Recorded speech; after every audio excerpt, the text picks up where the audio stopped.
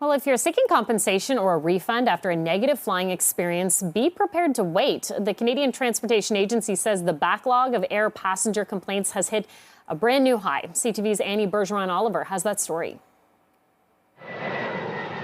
The number of air passenger complaints is soaring to new heights as the backlog for decisions from the Canadian Transportation Agency hits a record high. The size of the backlog depends not only on the number of cases we close, but also on the number of complaints being submitted.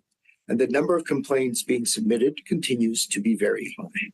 Last year, a record 43,000 complaints were filed by passengers seeking refunds or compensations through the CTA, the body tasked with settling disputes. That pushed the backlog to a high of 71,000 complaints. I'm frustrated, but I'm really sad. Marco Katz-Montiel filed a complaint in 2022 after he was stranded at Toronto Pearson. He still hasn't heard back and now avoids Canadian Airlines when possible. I know if there's a problem, I won't be able to, the Canadian government will do nothing for me.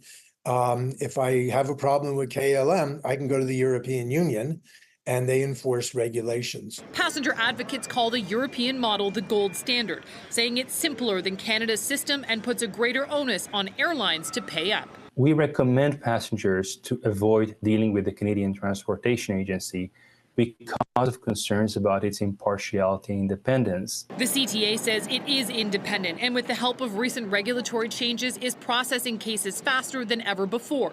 Still, many air travelers say they'd rather turn to small claims court where decisions come faster.